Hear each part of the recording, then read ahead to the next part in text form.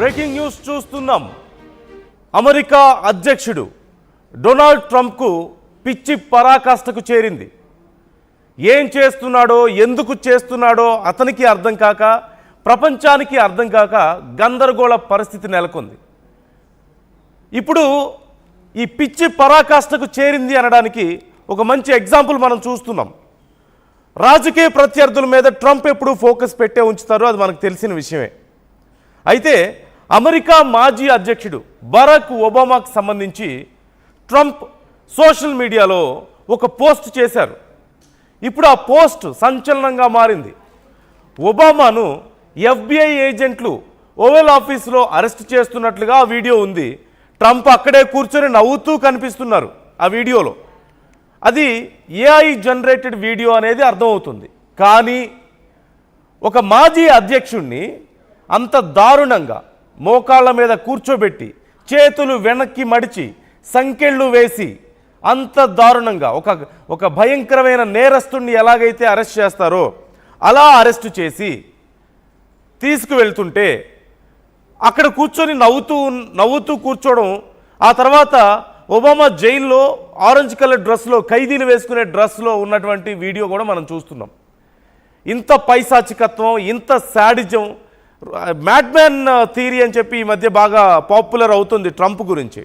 అంటే ట్రంప్ మనస్తత్వం ఎలా ఉంది అంటే ఒక పిచ్చోడి మాదిరిగా ఉంది అంటూ ఈ మధ్య చాలా పాపులర్ అవుతుంది. దానికి తగ్గట్లుగానే ఇప్పుడు ఒక మంచి నిదర్శనం మనకు కనిపిస్తుంది. అందులోనూ ఆయనే సొంతగా తన సోషల్ మీడియాలో పోస్ట్ చేయడం అంటే ఎంత దారుణమైనటువంటి మనస్తత్వం మనం చూడొచ్చు. ట్రంప్కి పిచ్చా, లేకపోతే ఇంకేదైనా కుట్రపూరితంగా వ్యవహరిస్తున్నారా? ఈ కారణం ఏదైనా సరే ఇది మాత్రం ఖచ్చితంగా పరాకాష్ఠకు చేరిన పిచ్చిగానే చూడాలి. ఏదైనా మానసిక సమస్యతో ఇబ్బంది పడుతున్నారా అనే డౌట్స్ కూడా రాకపోవు ఇలాంటివి చూస్తే. సహజంగా ఒక అమెరికా అధ్యక్షుడు ఒక మాజీ అమెరికా అధ్యక్షుడిని ఇలా కించపరుస్తూ, ఆయన గౌరవానికి భంగం కలిగిస్తూ ఇలాంటి పిచ్చి పిచ్చి వీడియోలు సోషల్ మీడియాలో పోస్ట్ చేయడం ఏంటి? ప్రపంచ దేశాలకు పెద్దన్నా అని చెప్పుకునే దేశం, ప్రపంచ దేశాలను వణికించే దేశంగా చెప్పుకుంటారు. మమ్మల్ని మించిన దేశం ఇంకొకటి లేదు, మా దేశంలో ఉన్నంత ఫ్రీడమ్ ప్రపంచంలో ఎక్కడా లేదు అని చెప్పుకునే అమెరికా దేశానికి ఒక అధ్యక్షుడు, ఒక మాజీ అధ్యక్షుడి గురించి ఇలాంటి ఒక వీడియో పోస్ట్ చేయడమా? ఇంతకంటే దౌర్భాగ్యం, దౌర్జన్యం ఇంకేమైనా ఉంటుందా? అధికారంలో ఉన్నాం కదా అని చెప్పి ఇష్టారీతిని వ్యవహరించడమా? సహజంగా మనందరికీ తెలిసిన విషయమే. గతంలో జో బైడెన్ గురించి ఆయన చేసినటువంటి కామెంట్స్ కూడా మనకు తెలుసు. ఆయన మానసిక స్థితి గురించి, ఆయన శరీరంలో ఆయనకున్నటువంటి కొన్ని ఆరోగ్య సమస్యల గురించి కూడా ట్రంప్ చాలా సందర్భాల్లో చాలా హేళన చేస్తూ మాట్లాడారు. ఇక ఎన్నికల సమయంలో ప్రత్యర్థుల గురించి ఆయన మాట్లాడే మాటలు చెప్పుకోలేం కూడా. ఒకానొక సమయంలో 10 ఏళ్ల క్రితం ఎన్నికల్లో తన ప్రత్యర్థి గురించి మాట్లాడుతూ కొన్ని బెడ్రూమ్ అంశాల గురించి కూడా మాట్లాడినటువంటి సందర్భాలు మనం చూసాం. అంతకంటే మానసిక దౌర్బల్యం ఇంకోటి ఉంటుందా? ట్రంప్ మొదటి నుంచి కూడా కొంచెం తేడా అనే చెప్పాలి మానసికంగా. ఎప్పుడు ఎవరి మీద ఎలాంటి మాటలు మాట్లాడతారు, ఆయన గెలవడానికి ఏమైనా చేస్తారు, ఎంతకైనా తెగిస్తారు అనే ఒక అభిప్రాయం లేకపోలేదు. ఆ తర్వాత తన ప్రత్యర్థుల్ని నోటికొచ్చినట్లు మాట్లాడడం, వాళ్ళని ఫిజికల్గా అబ్యూస్ చేయడం, రకరకాలుగా వాళ్ళ మానసిక స్థితుల గురించి నోటికొచ్చినట్టు మాట్లాడడం మనం చాలా సందర్భాల్లో చూసాం. ఆ తర్వాత కొన్ని ఇన్సిడెంట్స్ గురించి ఆయన అడ్రస్ చేయడాన్ని కూడా మనం చూడవచ్చు.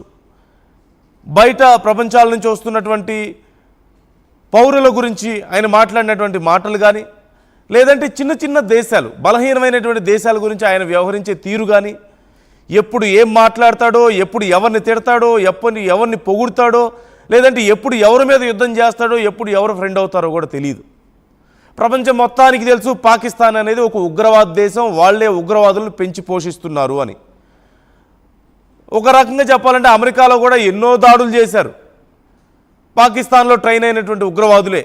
కానీ పాకిస్తాన్ చాలా గొప్ప దేశం అని, అక్కడి సైనిక అధికారి మాత్రం చాలా గొప్పవాడు, మునీర్ని కూర్చోబెట్టి ఈజ్ ఎ గ్రేట్ పర్సన్ అంటూ మాట్లాడినటువంటి పరిస్థితి మనం చూసాం. ఒక దేశ అధ్యక్షుడికి ఇచ్చే గౌరవాన్ని వైట్ హౌస్లో కూర్చోబెట్టి మునీర్కి ఇచ్చాడంటే, ప్రపంచంలో ఒక పనికిమాలిన వ్యక్తిగా పేరొందిన మునీర్కి తీసుకొచ్చి అక్కడ కూర్చోబెట్టి అంత గౌరవం ఇచ్చాడంటే అర్థం చేసుకోవచ్చు. పాకిస్తాన్ ఒక గొప్ప దేశంగా చెప్పించుకుంటున్నాడు, పాకిస్తాన్తో రిఫర్ చేయించుకుంటున్నాడు నోబెల్ శాంతి బహుమతి కోసం. ఇంతకంటే పిచ్చి ఇంకోటి ఏమైనా ఉంటుందా? ఇంతకంటే పనికిమాలినటువంటి ప్రయత్నం ఇంకేమైనా ఉంటుందా? ప్రపంచ దేశాలన్నీ యుద్ధాలు జరుగుతుంటే యుద్ధాలు చేస్తున్న దేశాలు కూడా ప్రకటించడానికి ముందే వెళ్ళి నేనే ఆపేశానికి యుద్ధం అయిపోయింది, ఎక్కడికక్కడ సైలెంట్ అయిపోయారని చెప్పి మాట్లాడుతుంటాడు. ఎందుకు? నోబెల్ శాంతి బహుమతి కోసం. తీరా ఆయన ప్రకటించిన తర్వాతే రష్యా ఏం చేస్తుంది ఇప్పుడు? మరోవైపు ఇరాన్ ఏం చేసింది? ఇజ్రాయెల్ ఏం చేసింది? చివరికి నేను చాలా డిసప్పాయింట్ అయ్యాను ఆ దేశాల వ్యవహార శైలితో, నేను చెప్పిన తర్వాత కూడా మాట వినట్లేదు, వాణిజ్యం గురించి వాళ్ళని నేను భయపెడతాను అని చెప్పి మాట్లాడుతుంటారు. మొన్న బ్రెజిల్ చేసిన కామెంట్ మనం చూసాం. పెద్ద నువ్వేమన్నా కింగ్ అనుకుంటున్నావా, మాకు అవసరం లేదు రాజులు అని చెప్పి మాట్లాడి, అవసరమైతే నీ డాలర్ మాకు అవసరం లేదు, తొక్క మేము సపరేట్గా కరెన్సీ రెడీ చేసుకుంటామని చెప్పి రష్యా, బ్రెజిల్ లాంటి దేశాలు మాట్లాడడం మనం చూసాం మొన్న బ్రిక్స్ సదస్సుకు సంబంధించి జరిగినటువంటి మీటింగ్స్లో.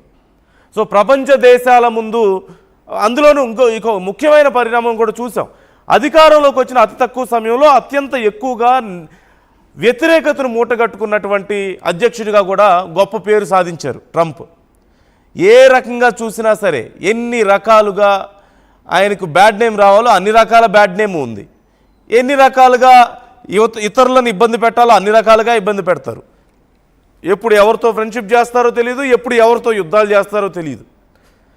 నేను నా అంత గొప్పగా బిజినెస్ చేసేవాళ్ళు ఎవరు లేరు, ఇండియా పాకిస్తాన్ నేను వాణిజ్యం చూపించి ఆపేశాను యుద్ధం చేయకుండా అని చెప్పి మాట్లాడారు. ఈ నోటికొచ్చినట్టు మాట్లాడడం.